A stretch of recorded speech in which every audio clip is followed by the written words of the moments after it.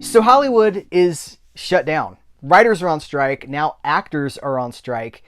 And unless all the parties can come to some sort of an agreement, this could go on for months. I'm hearing that it could last into the fall. It's definitely going to impact the future of entertainment. And I hope that this changes the future of entertainment forever, because this is a fulcrum point. There have been a few fulcrum points in the history of the entertainment business that have changed the course of the future. And I think this is one of them. I think this had to happen. I think it needed to happen. There's a lot of things I've been talking about here on the channel. By the way, this is going to be one of those unscripted videos. It doesn't mean that I operate from a script. It just means that I'm just going to talk to you guys. I have no notes, and I don't know where this is going to go. I've been talking for a while about my concerns about the Hollywood machine and how it has not been sustainable. I think, like, some people say, well, it started with the pandemic and streaming, and that really changed everything. I think we can trace this back to, for sure, the Marvel Cinematic Universe in 2008, with the connected cinematic universe with Iron Man and the Incredible Hulk, and then leading up to the Avengers. I think it kind of started there with the Hollywood saying, wait a minute, we can just make one thing and build it into this huge tentpole infrastructure with bigger and bigger budgets. And here we are now, 15 years later, and it's like a house of cards that's been shaking in the wind. And 2023, the pandemic certainly didn't help anything. Audiences have still not really returned to the theater. And when they do, it was mostly just for huge spectacle movies like Top Gun Maverick. But 2023, they're not even going to see a lot of those. People are going to go see Mission Impossible, but they're not going to see a lot. Indiana Jones underperformed. I mean, pretty much all of the comic book superhero tentpole movies, Fast and the Furious 10, Fast X, that underperformed. These movies are not doing what they're supposed to perform. They're not living up to studio expectations.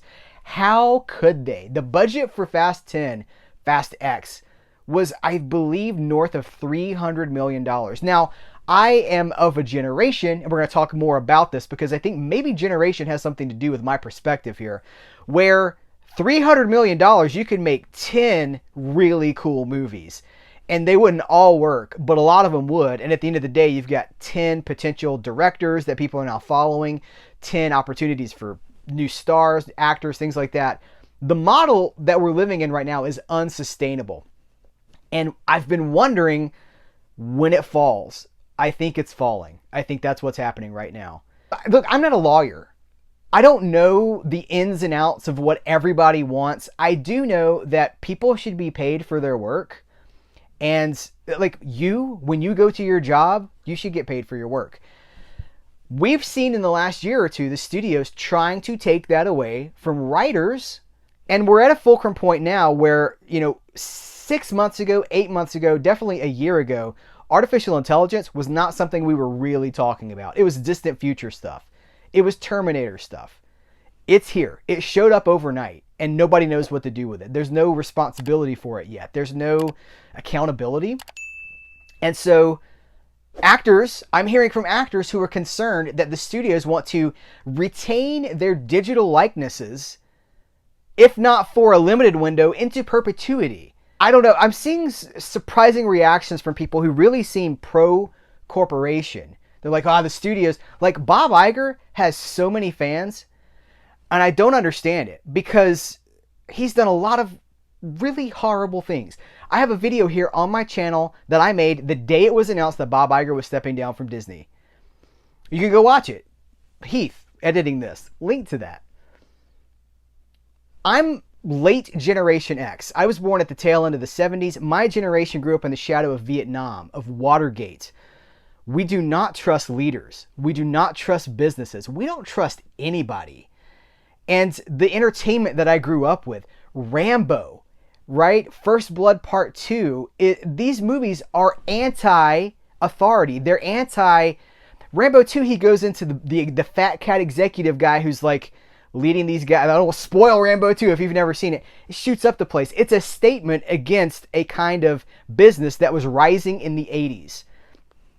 Wall Street is not a role model like that. Like, greed is good, It's a cautionary tale. The Wolf of Wall Street is a cautionary tale. It's not a model for how to live your life. There's so many big business bros that I'm hearing from when I post these things. And it is bros. It's always men, and it's always people who seem to be in their 20s or 30s who just love the idea of huge corporations. Corporations are the enemy. That's what I've thought my whole life. And I have thought everybody else thought that too. But now I'm living in a moment in history where people are like, I love what they're doing. And I think it's because for the last 10 to 15 years, these corporations have been serving an audience that was just sucking it up. You know, audiences are like, hey, Warner Brothers, release the Snyder Cut. And what does Warner Brothers do? Okay, here you go. Because that's like, well, what do you want? Whatever it is you want. Here it is. We want to make you happy. But the downside of that is that they have huge control over everything now. And okay, let's talk about streaming, because I'm getting off into the weeds with my like anti-authoritarianism. So streaming services, right? Let me frame it this way. When the writer's strike started, I was conflicted because I was like, they want more money. What money? There's no more money. These streaming services are losing money. What did Ralph Tribby say? $800 million a month is being lost on streaming services per streaming service. That's billions every single year. So I'm like, what money do they think there is? You have a pie, right? This is the analogy that keeps being passed around. You have a pie. Streaming, this pie used to have 8 pieces in it, right? Streaming, we now have like 76 pieces of that pie, which means that everybody's share shrinks. So that's business, right? Like less pieces of the pie, smaller profits. I know that writers want more profits, but I'm like, are the profits there to begin with? But what complicates that is that these studios, they exist outside of the streaming model. They have other businesses, they have other interests, and lots of people at those companies are making money. There's money being spent like you would not believe at these streaming services. And when Disney or Warner Brothers can write off something that cost them $150 million, or just say $50 million, when you can go, okay, we're going to tax write off, we're going to write this down. So we've talked about this before too. I made a video about it. A streaming service, Disney, so stick with Disney, says, okay, this is not getting the engagement we want on streaming. We're going to wipe it away, wipe it from existence, remove it from the service. It's not on physical media. It's not on iTunes. It's not on Apple, whatever. It can't be monetized. It's not on Tubi. It can't be sold. We're going to write it off on our taxes. That reduces our overall tax bill, which means we have to pay less money at the end of the year. So they're losing hundreds of millions of dollars, or writing away hundreds of millions of dollars on this, on bad creative decisions, bad business decisions. They are hemorrhaging money. So I think what we're seeing right now is writers wanting fair compensation, actors wanting fair compensation, wanting ethical business practices, and the studios being like, we don't have it to give. But they do, because they're wasting it. They're peeing it away every day on bad decisions. So I think maybe the best case scenario that can come out of this is that everybody maybe resets a little bit. Someone said, when I posted about this it was either on Instagram or Facebook, somebody said, maybe what will happen is the studios will basically be leveled and we'll see the birth of a new independent cinema. Because these actors, all these people have to go work somewhere. And I would love to see a return to the independent film marketplace, because that's what I love. Growing up in the 80s, I was watching movies from the 60s and the 70s. New Hollywood stuff, guys. And then in the 90s, I come of age and I've got Tarantino and I've got Paul Thomas Anderson and I've got, all these really interesting auteur movies that are being released like never before. And it lasted a good while until the blockbusters killed them again. This happens every now and then. It's cyclical, but we haven't seen what we're seeing right now since the 60s. So I think it's 1960 was the last time actors and screenwriters went on strike at the same time. We all want better movies. We all want the studios to make better decisions. Somebody said, well, everybody gets paid too much anyway. Not everybody. Let's be honest, not everybody. There's a ton of struggling screenwriters. Screenwriters don't make a ton of money. Some of them do.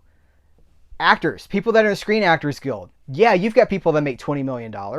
You've also got people that are probably pulling down about $20,000 a year based on what they're doing. It's not one thing. And I know that we look at, it's like with sports figures, right? We look at some of the paydays for these high level performers, and we're like, well, that's not equal. That makes me jealous or whatever. But everybody's not living at that level. And again, I'm not a lawyer. I'm not personally invested in this, but as someone who's loved film and television, and what I'm talking about is scripted drama, scripted storytelling, stories created by people. Computers can't do that by themselves. I think that's one of the things that we're seeing right now is like this, the threat of AI and the possibility that people are going to be replaced. Listen, this happened in the 80s. Does anybody remember wrestling fans? I know I got wrestling fans out there. The Dusty Rhodes Hard Times promo. That's right now. I'm sorry, Dad, that computer took your job. Remember Dusty Rhodes cutting that promo? Reach out your hand. That's what's happening right now, is that technology is threatening to take people's jobs. And we got to say, no, that's not what we want. Technology can be a wonderful tool to enhance our lives, not to replace us. So I think that's part of it. But a stronger Hollywood with a smarter executive infrastructure is better for everybody. These studios have been racing towards bankruptcy for at least 10 years.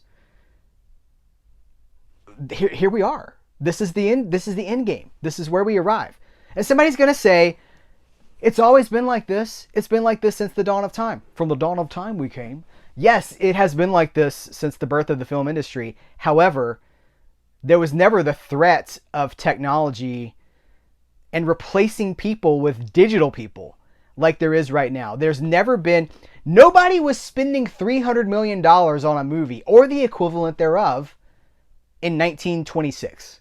It wasn't happening. They spent a lot of money, but this is unsustainable. And that's what we're watching happen, is an unsustainable model grinding to a halt. And when Warner Brothers was going through their first financial clearing in 2020, Jason Kilar comes in, levels the company, fires thousands of people, and boosts, his job was to boost HBO Max.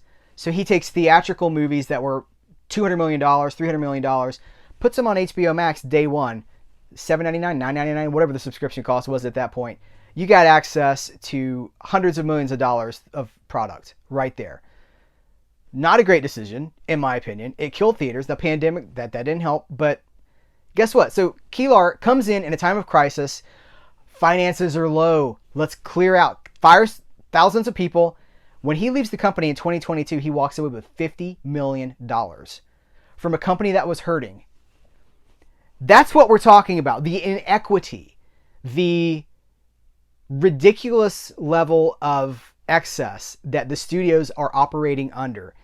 As if there's no tomorrow. As if things haven't changed. And I think we're watching the change. Again, I don't personally have a stake in any of this other than as a fan.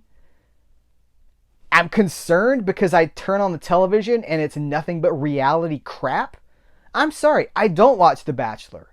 I don't watch, what's that new prank show? I don't watch these game shows. Like, this reality crap is making us dumber.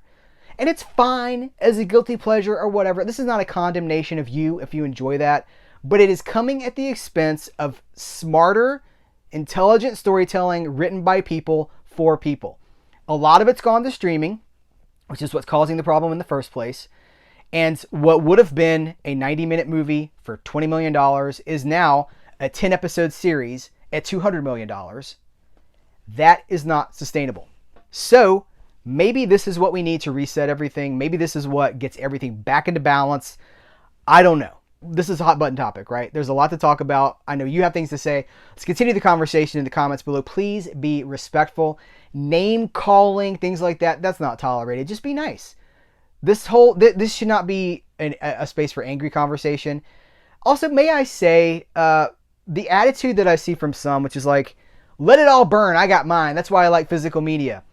Well, that's great for us that has physical media, but it doesn't speak to our children and our children's children. And honestly, I don't want to spend the entire rest of my life only watching old things. I don't have to have either or. I like the idea of new creators and new storytellers. And furthermore, I know new creators and new storytellers that really want a place at the table, and there hasn't been one because of these terrible decisions. Let's be optimistic and hopeful regarding like the future of what we love living on beyond us. Let's not just be like, screw you, I got mine, I don't care about you, screw you. Let's think about what we're leaving for other people and what I'm leaving for my next 40 years. So I don't know, there's a lot here to talk about. Let's continue the conversation. I appreciate you. Take care. Till next time, I'll catch you later.